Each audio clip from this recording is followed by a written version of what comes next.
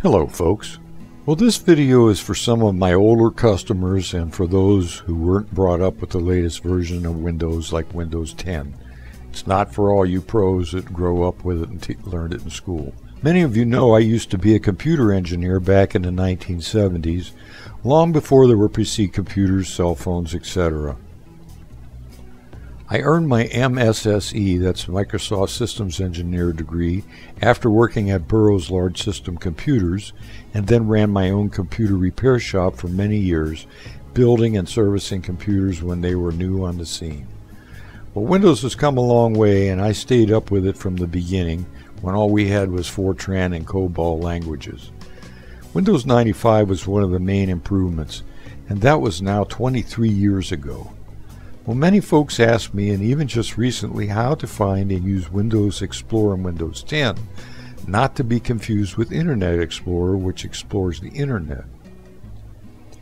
Well, the name has actually changed now, and it's called Windows File Explorer, not Windows Explorer. File Explorer is a tool I use an awful lot, as it is where I put my photos and videos so I can find them easily when making my videos. To me, finding my computer, clicking on the C drive and opening files is too slow, especially when you want to jump right into your folders. So let's see how to do that and to make a shortcut to open it even faster. There are many ways to cut a pizza, but this is my way. Here we go.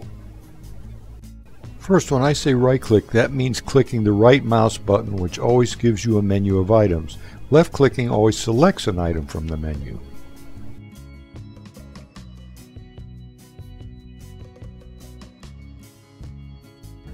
First of all, let's make a shortcut, and let's find File Explorer. On the bottom left side of the screen where you can search, you type in File Explorer, and you'll see it right there at the top. If you right click on that, then you can click Pin to Taskbar, and if you look down on the bottom, you see it just appeared down there where I'm circling it with the mouse. Next, you click on that and you open up your File Explorer. This shows where your pictures are, and you're all set. Alright, first of all, I'm going to show you how to get rid of all the icons on your desktop so you've got a nice picture. If you right click on the picture anywhere, you get the menu and you click on View. At that point, you click Show Desktop Icons and they'll go away.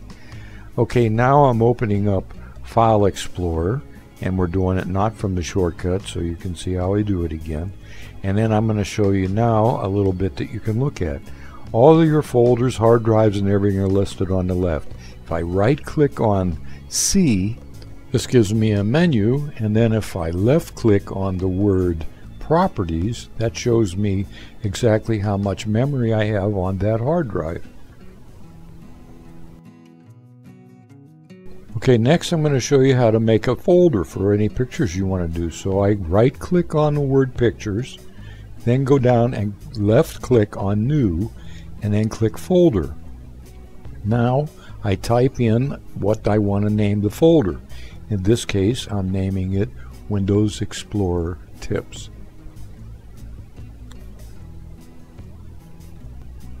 And now I can put this video in there and I can do the work on it. Now if you've done some downloads and you don't know really where they went, there you go into the download folder, and of course you can find that right here in the Windows File Explorer also under downloads, and you can see the two that I've downloaded on this computer. And there's my other hard drives on the left, and this shows different pictures. Okay, let's take a look at some of the pictures in my airplane file folder, and I want to show you some viewing tips. In order to see the picture on the right you're looking, click on View at the top and then click Preview Plane. That way when you click on the picture, you've got a picture over here. Now I can make it bigger by sliding this over to the side, and I can see that picture. Okay, that's the best way to look at them from your preview pane.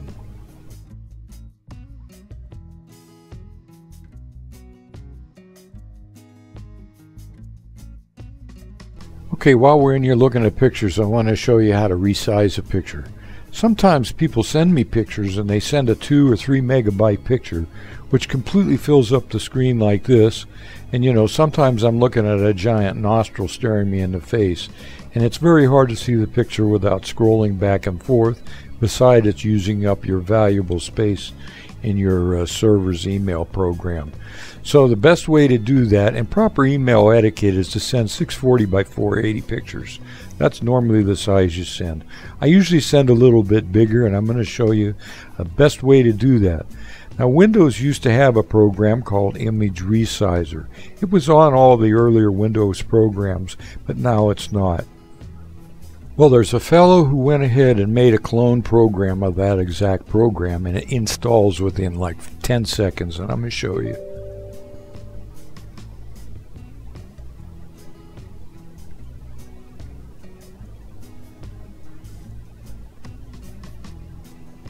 That's it. It's done. Now, to see how it works, it's pretty simple. You right-click on the picture. This gives you, of course, your menu, and you go down and left-click on Resize Pictures. Here it gives you options for small, medium, large, and for phones and other things. And what this does, when you create a picture, a smaller version, it keeps the original intact. So let's go ahead and click Medium, and then I'm going to click Resize. Image Resizer is absolutely free for life, and I've put a link in the description box for you. And that's it. And as you can see, there it is. Same name, but it says Medium next to it.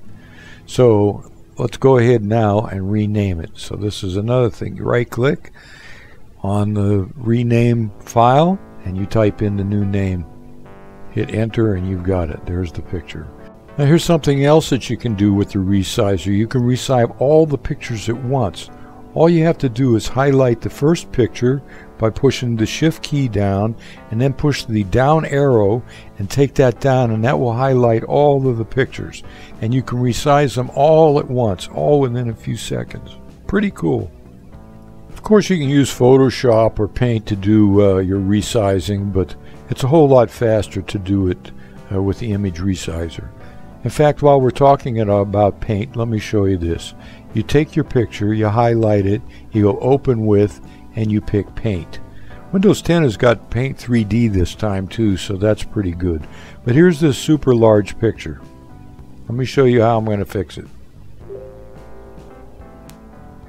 First of all, we have to make it so we can see it. So if you look at the bottom right-hand corner of Paint, it tells the percentage that you're looking at right now. So I will take the mouse over there, and I'm going to turn this down to 50%, 25%, so I can actually see. Now I'm going to go up at the top where it says Select, and I'm going to outline that picture. Then I go up and click Resize.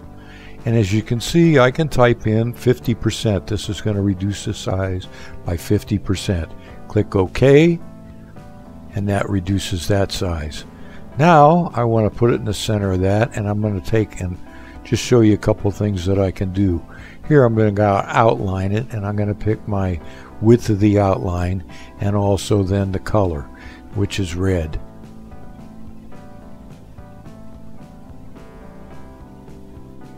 Paint's really a wonderful program, so here I'm going to show you. I make another box around it. I'm going to go up here to the fill. I'm going to pick the color blue, and I'm going to put that in there, and that instantly fills that. And I'm going to take now and outline this so that it's a little bit smaller. I'm going to go up and click crop, and now I have another picture. If I want to type in some words, I click the word A, and that brings up the size of the letters that I want to type, and I can adjust the size and put the letters anywhere I want on this page. Many of you have seen how I make my opening video, introduction video pictures by doing it with this. I use Paint exclusively. And it's free, it comes with Windows. Okay, here I've changed the color of the letters and moved it down. I'm going to highlight it, go up and bold it, and change the different style writing, the font. And now I'm going to go up and make it opaque so that you can see that it's easier to see. Center that like that. You can undo anything with the undo arrow at the top. Let's go ahead and just show you a couple things I can do. I'm outlining the Nitro words, and I'm saving it as a JPEG picture, and I'm going to rename it and put it in the file right here and click Save, and that's it.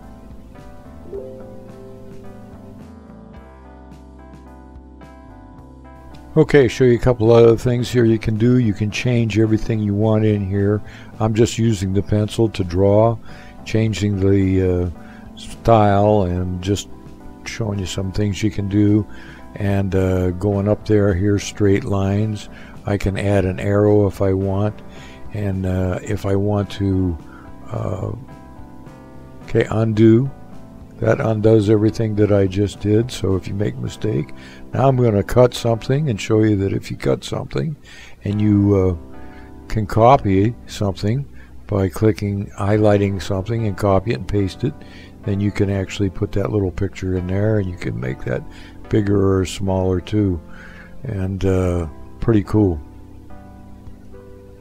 This is the paintbrush. This is actually the spray paint can, any color. I'm going to click undo that, and now we're going to change the color here to red, and I'm going to put a circle right here so you can draw circles, and also undo that. And now we save that. Now I'm going to go to paste, and I'm going to show you that you can paste in another picture. So I pick a small picture. Here I put it where I want on the main photo, and I'm going to go ahead and outline it with a blue border, and click File.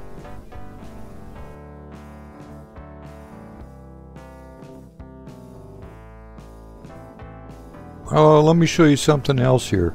Let's say you want to make one of these pictures your desktop picture.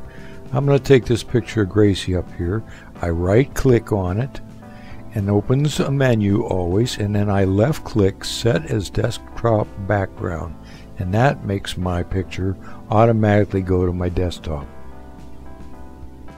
So there you go, folks. I know this is old hat to some of you guys, but this is mostly for my friends and people that really don't use this program much, but have asked me about it. So thanks a lot for watching, and I appreciate it. Subscribe if you get a chance, and we'll talk to you next time. This is NightFlyyer signing out.